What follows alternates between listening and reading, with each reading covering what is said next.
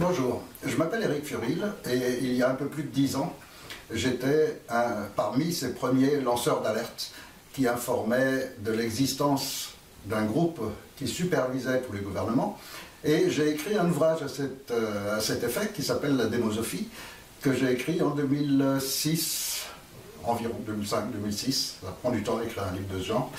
Et dans cet ouvrage, j'indiquais tout ce qui risquait de se passer et j'offrais aussi une solution.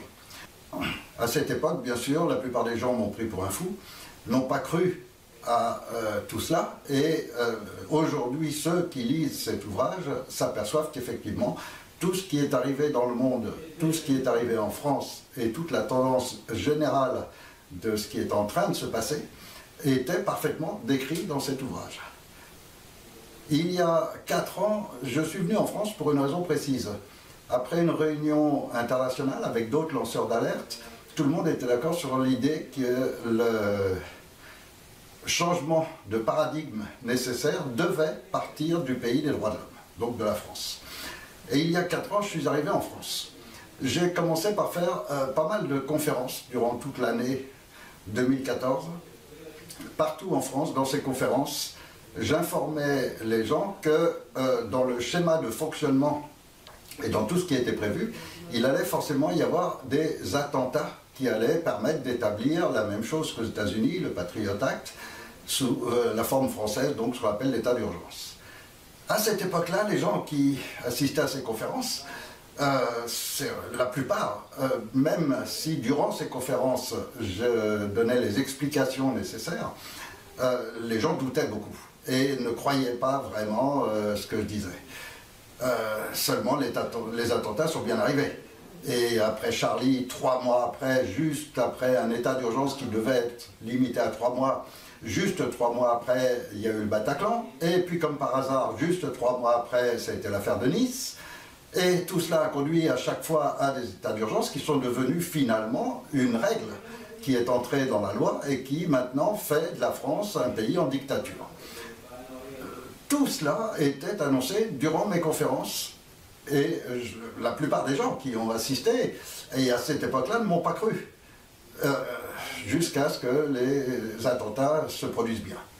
Alors aujourd'hui, je vais vous dire que cette date du 5 mai qu'on a lancée pour établir un Conseil national de transition qui permettrait donc cette période de pause, de suspension de toute la situation de façon à permettre au peuple français de retrouver ses esprits et de créer une nouvelle constitution, de nouvelles règles de vie en France, de façon à ce qu'on n'ait pas à subir cette dictature et que la France puisse maintenir sa culture et ses valeurs, eh bien cette date du 5 mai se présente plutôt positivement, mais il faut encore un effort énorme. Je n'avance pas des événements graves, comme je l'ai fait dans le livre de la démosophie il y a plus de 10 ans, et comme je le faisais il y a 4 ans, 3-4 ans dans les conférences en France, je ne les annonce pas à la légère. C'est que j'ai beaucoup d'informations, surtout des bonnes informations, et puis j'ai une analyse générale des événements qui me conduit à des conclusions qui, jusqu'à présent, en tous les cas, se sont révélées plutôt exactes. Alors là, le 5 mai prochain, ça va être un événement vraiment très particulier.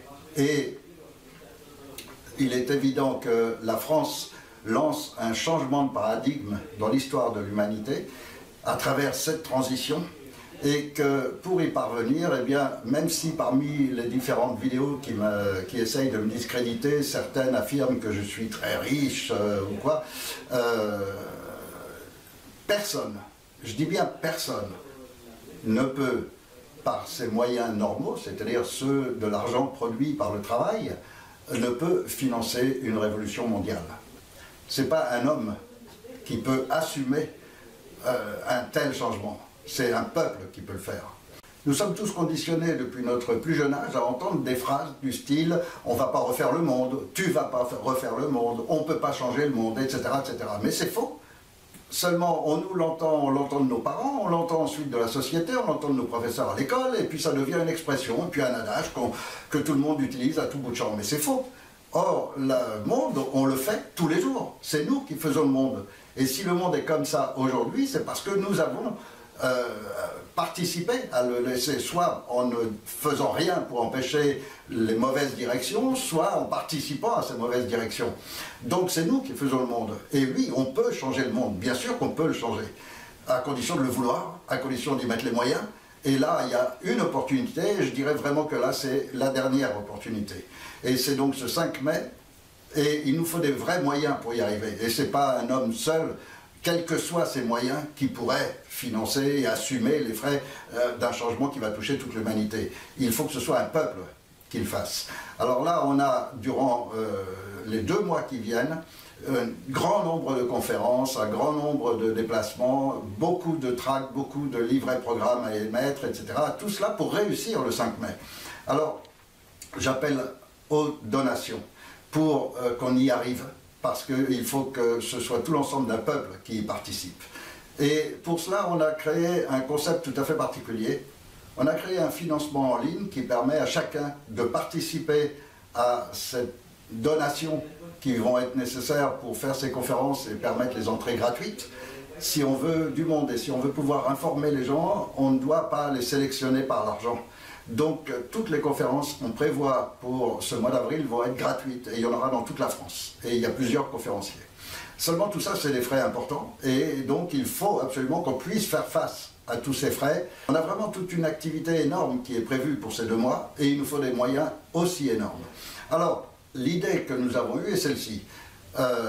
Tous ces donateurs, tous ceux qui vont participer à cette donation, vont ensuite ériger une stèle, un monument en France qui sera un monument mondial, qui devra attirer les touristes, donc ce sera rentable aussi pour la France. Et ce sont ces donateurs qui vont décider du type de monument, la stèle, de la stèle qui va être érigée. Ce sont ces donateurs qui vont choisir où elle sera placée en France, sur le territoire, et les noms de tous les donateurs figureront dessus. Toutes les générations à venir pourront voir ceux qui auront participé à ce grand changement de paradigme, et je dois à la franchise, parce qu'on a toujours été à l'opposé des politiciens et du monde politique. Donc on vit en essayant d'être le plus authentique que possible, le plus vrai que possible. Alors je dois à la franchise de dire que les fonds que nous cherchons à récolter sont pour financer les salles de conférence, sont pour financer les livrets programmes, etc. et non pas cette stèle. En revanche, grâce à ces dons et grâce aux actions qu'on va pouvoir faire avec ces dons, le 5 mai, on peut réussir, et on peut vraiment réussir, à instaurer ce Conseil national de transition qui permettra que tout le peuple français soit libéré de la dictature et puisse ériger les nouvelles règles de vie en France. Et c'est en l'État français, dont nous sommes tous les membres, qui financera le monument en question, qu'assumera ce Conseil national de transition en respect de tous ses donateurs. Aucun autre grands travaux, de ces grands travaux habituels que lancent les gouvernements en général, ne sera lancé par ce Conseil de transition sans qu'il y ait un référendum avec tous les Français qui le souhaiteraient. Mais il y a aujourd'hui des choses beaucoup plus importantes et urgentes que de bâtir ou de faire des monuments de prestige ou quoi que ce soit. Donc là, c'est vraiment quelque chose d'à part. C'est quelque chose qui doit symboliser le monde et qui sera rentable par l'attrait touristique qu'on va provoquer avec cette stèle. Alors soyez très nombreux, faites de grosses donations, parce que la France mérite d'être sauvée, et parce que plus il y aura de noms à mettre, et plus